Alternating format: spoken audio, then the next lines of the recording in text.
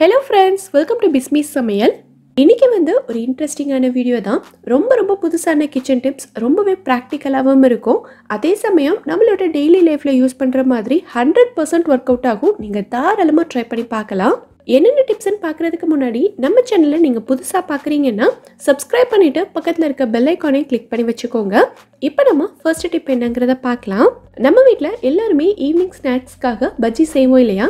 Daily செய்யலனாலும் குட்டீஸ் கேக்குறாங்கன்னு என்னைக்காவது ஒரு நாள் கண்டிப்பா செஞ்சு கொடுப்போம். சோ அப்படி செய்யும்போது நிறைய பேருக்கு பாத்தீங்கன்னா பஜ்ஜி சரியாவே வராது. மாவை அதிகமா இழுத்துட்டு பஜ்ஜி நல்லா தடிமனா இருக்கும். கடைகள்ல செய்யற மாதிரி மெல்லிசான லேயரா இருக்காது. சோ உங்களுக்கு பஜ்ஜி நல்ல மெல்லிசான லேயராவும் நல்ல கிறிஸ்பியா இருக்கணும் அப்படின்னா மாவு எப்படி கரைக்கணும், அதோட பக்குவம் எப்படி செக் பண்ணணும்ங்கறத நான் உங்களுக்கு சொல்றேன். நீங்க எப்பவுமே பஜ்ஜிக்கு எந்த கடலை மாவு யூஸ் பண்ணுவீங்களோ அதுவே சேர்த்துக்கோங்க. நான் இன்னைக்கு 8 டேபிள் ஸ்பூன் அளவுக்கு கடலை மாவு எடுத்திருக்கேன். இது கூடவே கொஞ்சமா காஷ்மீரி மிளகாய் தூள் சேர்க்கிறேன். ஸோ கலர் சூப்பரா இருக்கும். கொஞ்சமா தனி மிளகாய் தூளும் சேர்த்துக்கிறேன். இது காரம் மட்டும் கொடுக்கும். இதுக்கு தேவையான உப்பு சேர்த்துட்டு அடுத்ததா பார்த்தீங்கன்னா அரிசி மாவு சேர்க்க போறோம். அரிசி மாவு ரொம்ப கம்மியாக தான் சேர்க்கணும். நான் 8 டேபிள் ஸ்பூன் கடலை மாவுக்கு ஒரே ஒரு டேபிள் ஸ்பூன் அரிசி மாவு தான் சேர்த்திருக்கேன். அரிசி மாவு அதிகமாக சேர்த்துட்டோம் அப்படின்னா பஜ்ஜி எண்ணெயை இழுக்க ஆரம்பிச்சிடும். ஸோ அடுத்ததாக பார்த்தீங்கன்னா கொஞ்சமாக பெருங்காயத்தூள் சேர்த்துட்டு ஒரே ஒரு பிஞ்ச் அளவுக்கு சோடா உப்பு சேர்த்துக்கிறேன். இது எல்லாத்தையும் நல்லா கலந்து விட்டுட்டு அடுத்து நம்ம தண்ணி சேர்த்து கரைச்சிக்கலாம். தண்ணி சேர்க்கும் போது ஸ்டார்டிங்லேயே அதிகமாக சேர்க்கக்கூடாது. கொஞ்சமாக தண்ணி சேர்த்து நல்லா திக்காக கட்டி எதுவுமே இல்லாத அளவுக்கு நல்லா கரைச்சிட்டு அதுக்கப்புறமா இன்னும் கொஞ்சம் தண்ணி சேர்த்துக்கலாம். ஸோ மாவோட கன்சிஸ்டன்சி பார்த்தீங்கன்னா நீங்கள் கையில் அள்ளி ஊற்றும் போது எக்ஸஸாக இருக்கிற எல்லா மாவுமே டக்குன்னு கீழே வடிஞ்சிடணும். அதே சமயம் உங்கள் கையில் ஒரே ஒரு லேயர் மாவு மட்டும்தான் கோட்டாயிருக்கணும். இதை செக் பண்ணுறதுக்கு இன்னொரு ஈஸியான ஐடியாவும் இருக்குது. ஒரு ஸ்பூன் எடுத்துட்டு இதை மாவில் விட்டுட்டு வெளியில் எடுத்து பார்த்தீங்க அப்படின்னா இதில் ஒட்டியிருக்க எக்ஸஸாக இருக்கிற மாவு எல்லாமே உங்களுக்கு கீழே வடிஞ்சிடும். அதே மாதிரி இந்த ஸ்பூன் ஃபுல்லாகவே ஈவனாக கூட்டாயிருக்கும். ஒரு இடத்துல மாவு அதிகமாகவும் ஒரு இடத்துல கம்மியாகவும் இல்லாமல் எல்லாமே ஒரே ஈவனாக கூட்டாயிருக்கு பாருங்கள். அதே மாதிரி ஒரே ஒரு லேயர் மட்டும்தான் மெல்லிஸாக கூட்டாயிருக்கு. ரொம்ப அதிகமான மாவெல்லாம் எடுக்கவே இல்லை. ஸோ இந்த மாதிரி இருந்ததுன்னா உங்களுக்கு பர்ஃபெக்டாக இருக்குன்னு அர்த்தம். ஸோ இந்த பக்குவத்தில் நீங்கள் பஜ்ஜி போட்டிங்க அப்படின்னா பஜ்ஜி நல்ல மெல்லிஸாக கிறிஸ்பியாக அதிகமாக எண்ணெய் இழுக்காமல் சூப்பராக வரும். ஸோ ட்ரை பண்ணி பார்த்துட்டு எனக்கு கமெண்ட்டில் சொல்லுங்கள். ஸோ இந்த டிப் உங்களுக்கு பிடிச்சிருந்தா வீடியோக்கு ஒரு லைக் கொடுங்க. இப்போ நம்ம அடுத்த டிப் என்னங்கிறத பார்க்கலாம். இப்போ பார்த்தீங்கன்னா திராட்சை பழங்கள்லாம் நல்ல சீசனில் இருக்குது. ஸோ குட்டீஸில் இருந்த பெரியவங்க வரைக்கும் எல்லாருமே சாப்பிட ஆரம்பிச்சிருப்போம். ஆனால் ஒரு சிலருக்கு பார்த்தீங்கன்னா திராட்சை பழம் சாப்பிட்ட உடனேயே தொண்டை ரொம்ப கரகரப்பாக இருக்கும். அதே சமயம் குட்டீஸ்க்கெல்லாம் ரொம்ப சளி பிடிக்க ஆரம்பிச்சிடும். இதுக்காகவே குட்டீஸ்க்கெல்லாம் நம்ம திராட்சை பழம் கொடுக்காம அவாய்ட் பண்ணியிருப்போம். ஸோ இப்போ நான் சொல்கிற மாதிரி நீங்கள் கொடுத்தீங்க அப்படின்னா சளி பிடிக்கிறது, தொண்டை கரகரப்பு இந்த மாதிரி பிரச்சனை எதுவுமே உங்களுக்கு இருக்காது. சாப்பிட்றதுக்கு முன்னாடி இதை நல்லா கழுவுவோம் இல்லையா? ஸோ அந்த டைமில் இதில் கொஞ்சமாக உப்பு அப்புறம் வெதுவெதுப்பான தண்ணி சேர்த்துக்கோங்க. தண்ணி ரொம்ப சூடாக இருக்கணுங்கிற அவசியம் இல்லை. நமக்கு வெதுவெதுப்பாக இருந்தாலே போதும். இப்போ இதை ரெண்டுத்தையும் நல்லா கலந்து விட்டுட்டு இது ஒரு 10 நிமிஷத்துக்கு நல்லா ஊறட்டும். திராட்சையில் நிறைய பூச்சி மருந்து அடிச்சிருப்பாங்க. ஸோ இந்த மாதிரி நம்ம கழுவும் போது அது போயிடும். 10 நிமிஷம் நல்லா ஊறினதுக்கு அப்புறமா ஒரு தடவை அலசிட்டு வெளியில் எடுத்துக்கோங்க. மறுபடியும் நல்ல தண்ணி ஊற்றி ஒரு தடவை அலசி எடுத்துக்கலாம். ஸோ இந்த மாதிரி நீங்கள் சாப்பிடும்போது தொண்டை கரக்கரப்பு, சளி பிடிக்கிறது இந்த மாதிரி பிரச்சனைகள்லாம் உங்களுக்கு சுத்தமாக இருக்கவே இருக்காது. இந்த டிப் உங்களுக்கு யூஸ்ஃபுல்லாக இருந்ததுன்னா நம்ம சேனலை சப்ஸ்கிரைப் பண்ணிக்கோங்க. இப்போ நம்ம அடுத்த டிப் என்னங்கிறத பார்க்கலாம். நம்ம சப்பாத்திக்கு சைட் டிஷ் வெங்காயம் தக்காளி எல்லாம் போட்டு ஒரு தொக்கு மாதிரி பண்ணுவோம் இல்லையா? ஸோ காலையில் நான் சப்பாத்திக்கு பண்ணினது இவ்வளோ மீந்து போச்சு. இதை மறுபடியும் ஃப்ரிட்ஜில் எடுத்து வச்சு நைட்டெல்லாம் சூடு பண்ணி யாருக்குமே கொடுக்க முடியாது. அந்தளவுக்கு விரும்பி சாப்பிடவே மாட்டாங்க. இது ஒரு 2 டேபிள் ஸ்பூன் கிட்டே இருக்குது. இதை வேஸ்ட் பண்ணவும் முடியாது. ஸோ இதை வீட்டில் இருக்கிற எல்லாருமே விரும்பி சாப்பிட்ற அளவுக்கு சூப்பராக மாற்றிக்கலாம். எப்படிங்கிறத பார்க்கலாம். இந்த பவுலில் நான் 2 முட்டை உடைச்சி சேர்த்துருக்கேன். உங்களுக்கு எவ்வளோ முட்டை வேணுமோ அந்த அளவுக்கு நீங்கள் சேர்த்துக்கலாம். இப்போ இதில் மீதி இருக்க தக்காளி தொக்கை போட்டுட்டு இந்த முட்டைக்கு தேவையான உப்பு மட்டும் சேர்த்துக்கலாம். தொக்கில் ஏற்கனவே உப்பு, மிளகாத்தூள், மஞ்சள் தூள் எல்லாமே போட்டு தான் நான் செஞ்சுருக்கேன். ஸோ இப்போ காரத்துக்காக நான் எதுவுமே சேர்க்கலை. உங்களுக்கு தேவைப்பட்டுச்சுன்னா மட்டும் நீங்கள் மிளகுத்தூள் சேர்த்துக்கலாம். இப்போ இதை நல்லா அடித்து எடுத்துட்டு நீங்கள் ஆம்லேட் மாதிரி போட்டுக்கலாம். இதில் நம்ம வெங்காயம் தக்காளி எல்லாம் நல்லா வதக்கிட்டு சேர்த்துருக்கிறதுனால இது சாப்பிட்றதுக்கு ஒரு மசாலா ஆம்லேட் மாதிரி அவ்வளோ சூப்பராக இருக்கும். நல்லா திருப்பி போட்டு 2 பக்கமும் வெந்ததுக்கு அப்புறமா நம்ம வெளியில் எடுத்துக்கலாம். நான் வந்து மொத்தமாக ஊற்றிட்டு 2ஆக டிவைட் பண்ணிக்கிறேன். நீங்கள் வந்து 2 ஆம்லேட்டாக கூட பிரித்து ஊற்றிக்கலாம். நல்ல சாஃப்டாக சாப்பிட்றதுக்கே அவ்வளோ சூப்பராக இருக்கும். ஸோ மீந்து போன தக்காளி தொக்கை கொஞ்சம் கூட வேஸ்ட் பண்ணாமல் சூப்பராக ரெடி பண்ணியாச்சு. ட்ரை பண்ணி பாருங்கள். இந்த டிப் உங்களுக்கு பிடிச்சிருந்தா மறக்காமல் எனக்கு கமெண்ட்டில் சொல்லுங்கள். இப்போ நம்ம அடுத்த டிப் என்னங்கிறத பார்க்கலாம். என்னதான் நம்ம பாத்திரத்தை நல்லா கழுவி காய வச்சு ஷெல்ஃபில் எடுத்து வச்சுருந்தாலும் அடுத்த தடவை நம்ம சமைக்கும் போது ஒரு தடவை பாத்திரத்தை நல்லா தண்ணி ஊற்றி அலசிட்டு அதுக்கப்புறமா தான் சமைக்க ஆரம்பிப்போம் இல்லையா? ஸோ அந்த மாதிரி செய்யும்போது தண்ணியை வந்து ஃபுல்லாக வடிச்சிட்டு தான் பாத்திரத்தை அடுப்பில் வைக்கணும். நிறைய பேர் பார்த்திங்கன்னா அடியில் கொஞ்சம் தண்ணியோடையே அப்படியே வச்சுருவாங்க. அந்த மாதிரி நம்ம செய்யும்போது என்னாகும்னா இந்த பாத்திரம் சூடாகிறதுக்கே நமக்கு நிறைய டைம் எடுத்துக்கும். அது மட்டும் இல்லாமல் இதில் இருக்க தண்ணி எல்லாமே ஃபுல்லாக வற்றுனதுக்கு அப்புறமா தான் நம்ம வந்து எண்ணெய் ஊற்றி சமைக்கவே ஆரம்பிக்க முடியும். ஸோ பாத்திரத்தை நல்லா அலசின உடனேவே இந்த மாதிரி ஒரு க்ளீனான துணி எடுத்து ஃபுல்லாக தொடச்சி விட்டுட்டீங்க அப்படின்னா இந்த பாத்திரம் உங்களுக்கு சீக்கிரமாக சூடாயிரும். அதே சமயம் கேஸை வந்து நம்ம வேஸ்ட் பண்ணாமல் சேவ் பண்ணிக்கலாம். இப்போ நம்ம அடுத்த டிப் என்னங்கிறத பார்க்கலாம். நம்ம வீட்டில் சிக்கன் 65 எல்லாம் பண்ணுவோம் இல்லையா? அப்போ பார்த்திங்கன்னா சிக்கன் வந்து நல்ல சாஃப்டாக ஜூஸியாக இல்லாமல் ரொம்ப ஹார்டாக இருக்கும். அது மட்டும் இல்லாமல் சிக்கனுக்கு வெளியில் மட்டும்தான் மசாலா வந்து கோட்டாயிருக்கும்.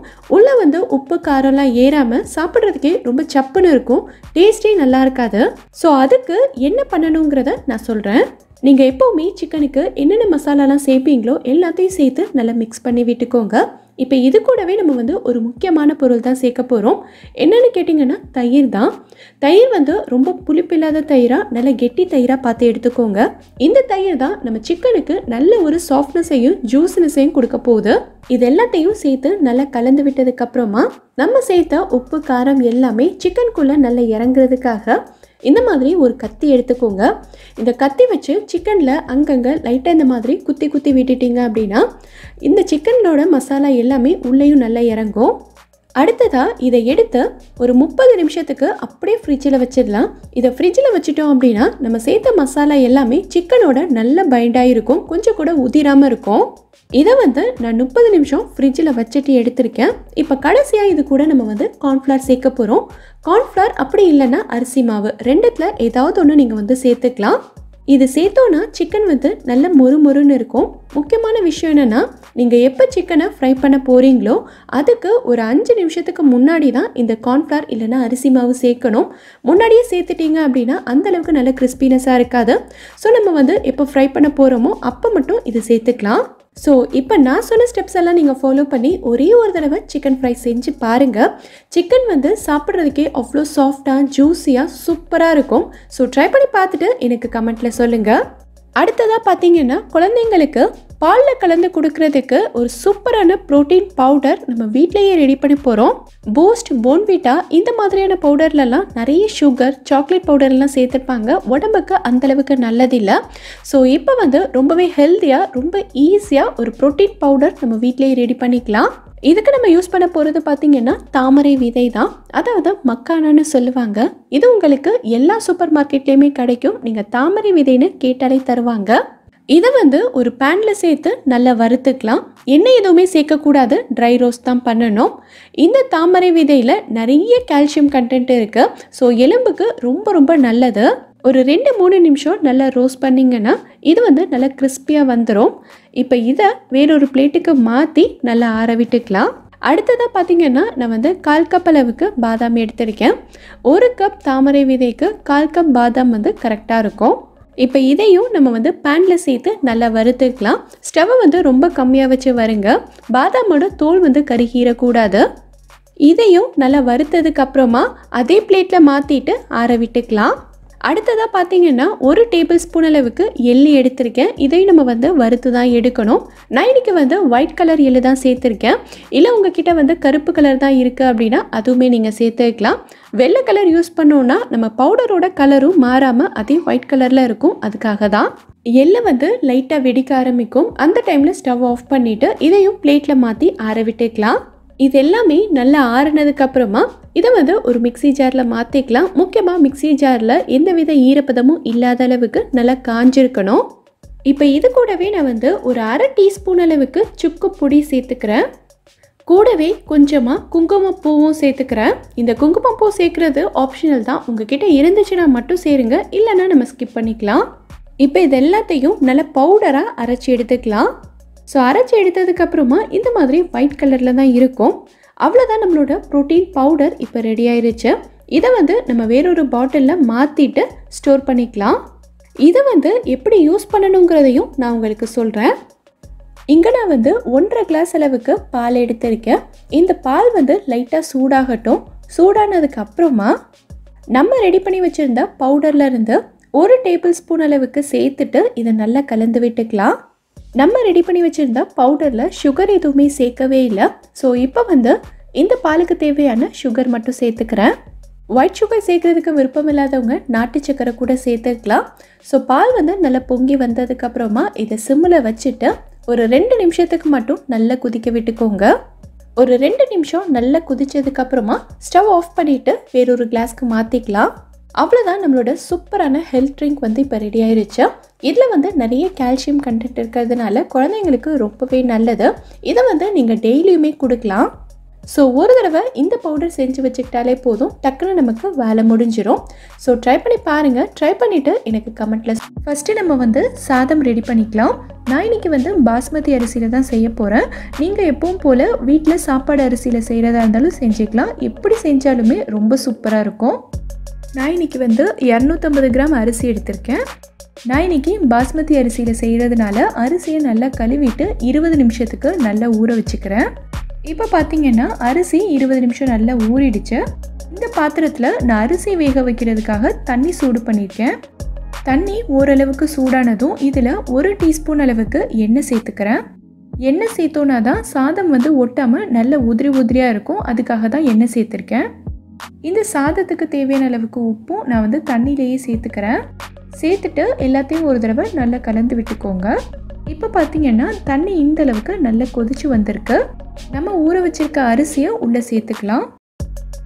அரிசியை சேர்த்துட்டு லைட்டாக இந்த மாதிரி ஒரு தடவை கலந்து விட்டுக்கோங்க. இந்த ஸ்டேஜில் பார்த்தீங்கன்னா அரிசி நல்லா வெந்துருச்சு. இப்போ நம்ம ஸ்டவ் ஆஃப் பண்ணிவிட்டு இதை வடிகட்டி தனியாக எடுத்துடலாம். சாதத்தை வடிகட்டி எடுத்ததுக்கப்புறமா இந்த மாதிரி ஒரு பெரிய பிளேட்டில் கொட்டி நல்லா பரத்தி விட்டுருங்க. அப்போ தான் நமக்கு சாதம் ஒன்றோடு ஒன்று ஒட்டாமல் நல்ல உதிரி உதிரியாக வரும். அடுத்து இந்த ரெசிபிக்கு தேவையான ஒரு மசாலா ரெடி பண்ண போகிறோம்.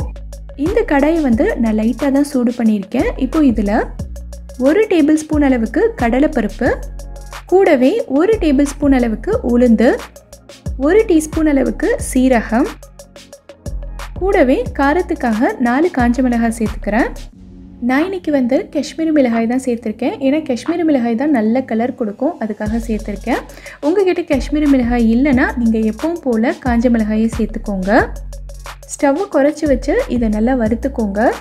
இது எல்லாமே நல்லா வறுப்பட்டு இதோட நிறம் மாற ஆரம்பிக்கும் போது ஸ்டவ் ஆஃப் பண்ணிவிட்டு இதை வெளியில் எடுத்துக்கலாம். இது நல்லா ஆறுனதுக்கப்புறமா ஒரு மிக்ஸி ஜாரில் சேர்த்துக்கோங்க. இதில் தண்ணி சேர்க்காமல் நல்லா அரைச்சி எடுத்துக்கலாம். இந்த மாதிரி நல்ல ஃபைன் பவுடராக அரைச்சிருங்க. இப்போது சாதமும் ரெடியாக இருக்குது, நமக்கு மசாலாவும் ரெடியாக இருக்குது. இப்போது செய்கிறதுக்கு ஸ்டார்ட் பண்ணிடலாம். ஒரு கடாயை நல்லா சூடு பண்ணிவிட்டு அதில் 1 டேபிள் ஸ்பூன் அளவுக்கு நெய் சேர்த்துக்கிறேன். கூடவே 2 டேபிள் ஸ்பூன் அளவுக்கு எண்ணெய் சேர்த்துக்கிறேன்.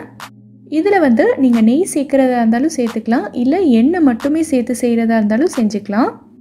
நெய்யும் எண்ணெயும் நல்லா சூடானதுக்கப்புறமா இதில் 2 பல்லு பூண்டு எடுத்து இந்த மாதிரி நல்லா பொடியாக கட் பண்ணி வச்சுருக்கேன். இதை உள்ளே சேர்த்துக்கிறேன். பூண்டு சேர்த்து செஞ்சோன்னா இந்த ரைஸோட ஃப்ளேவர் ரொம்ப சூப்பராக இருக்கும். இப்போ இதோட நான் 2 மீடியம் சைஸ் வெங்காயத்தை இந்த மாதிரி நல்லா நீளமாக ஸ்லைஸ் பண்ணி வச்சுருக்கேன். இதை உள்ளே சேர்த்துக்கிறேன். வெங்காயத்தை நல்லா நீளமாக மெல்லிஸாக ஸ்லைஸ் பண்ணிக்கோங்க. அப்போ தான் இந்த ரெசிபிக்கு நல்லாயிருக்கும். இந்த வெங்காயம் நமக்கு நல்ல கோல்டன் ப்ரௌனாக வதங்கணும்னு எல்லாம் கிடையாது, லைட்டாக ஓரளவுக்கு வதங்கினா போதும். ஸோ இதை வதக்கிக்கலாம். ஸோ வெங்காயம் பார்த்திங்கன்னா இந்த அளவுக்கு வதங்கியிருக்கு. இதோட ஒரு மீடியம் சைஸ் தக்காளியை இந்த மாதிரி நல்லா குட்டி குட்டியாக கட் பண்ணி வச்சுருக்கேன். இதை உள்ளே சேர்த்துக்கிறேன். தக்காளி அதிகமாக சேர்க்கக்கூடாது. நான் இன்றைக்கி 3 பேர் சாப்பிட்ற அளவுக்கு சாதம் செய்கிறேன். ஸோ இதுக்கே நான் ஒரு மீடியம் சைஸ் தக்காளி தான் சேர்க்குறேன். ஸோ உங்களோட அளவுக்கு தேவையான மாதிரி சேர்த்துக்கோங்க. இப்போது தக்காளி பார்த்திங்கன்னா இந்த அளவுக்கு நல்லா வதங்கிடுச்சு. நான் ஒரு குடமிளகாய் எடுத்து இந்த மாதிரி கட் பண்ணி வச்சுருக்கேன். இதை உள்ளே சேர்த்துக்கிறேன். குடமிளகாயை கட் பண்ணும்போது இந்த மாதிரி கொஞ்சம் மெல்லிசாவும் நீல வாக்குலையும் இருக்கிற மாதிரி கட் பண்ணிக்கோங்க. அப்போ தான் இது வந்து நமக்கு சீக்கிரமாக வேகும், பார்க்குறதுக்கும் அழகாக இருக்கும். இப்போ பார்த்திங்கன்னா நம்மளோட கேப்சிகம் நல்லா வெந்துருச்சு. இப்போ இதோட நம்ம மற்ற மசாலா பொருட்கள்லாம் சேர்த்துக்கலாம். 1/4 டீஸ்பூன் அளவுக்கு மஞ்சள் தூள், இதோட நம்ம வறுத்து அரைச்சி வச்சுருந்த மசாலாவையும் சேர்த்துக்கலாம். கூடவே இந்த மசாலாவுக்கு தேவையான உப்பு சேர்த்துக்கலாம். நம்ம சாதம் வேக வைக்கும்போது ஏற்கனவே உப்பு சேர்த்துருக்கோம். ஸோ இந்த மசாலாவுக்கு தேவையான உப்பு மட்டும் கரெக்டாக சேர்த்துக்கோங்க. இப்போ இது எல்லாத்தையும் இந்த மாதிரி நல்லா ஒரு தடவை கலந்து விட்டுட்டு நம்ம வேக வச்சு எடுத்து வச்சுருக்க சாதத்தை இதில் சேர்த்துடலாம். இப்போது இது எல்லாத்தையும் நல்லா கலந்து விட்டுறலாம். அரிசி உடஞ்சிடாமல் கொஞ்சம் பார்த்து மெதுவாக மிக்ஸ் பண்ணிக்கோங்க. இப்போ பார்த்திங்கன்னா எல்லாத்தையும் நல்லா கலந்து விட்டாச்சு. இப்போது கடைசியாக நான் 1/4 டீஸ்பூன் அளவுக்கு பெப்பர் பவுடர் சேர்த்துக்கிறேன். சேர்த்துட்டு இதையும் நல்லா கலந்து விட்டுருங்க. கடைசியாக பெப்பர் பவுடர் சேர்க்கும்போது இதோட ஃப்ளேவர் ரொம்ப நல்லாயிருக்கும். சாப்பிட்றதுக்கு அப்படியே ஃப்ரைட் ரைஸ் மாதிரியே இருக்கும். நீங்களும் ட்ரை பண்ணி பாருங்கள். இந்த ரைஸ்க்கு நமக்கு சைட் டிஷ் சொல்லுங்கள். இந்த வீடியோவில் நான் சொல்லியிருக்க டிப்ஸ் எல்லாமே உங்களுக்கு ரொம்பவே யூஸ்ஃபுல்லாக இருந்திருக்கும்னு நினைக்கிறேன். இதில் இருந்து ஏதாவது ஒரு டிப் உங்களுக்கு யூஸ்ஃபுல்லாக இருந்தாலும் மறக்காமல் எனக்கு கமெண்ட்டில் சொல்லுங்கள்.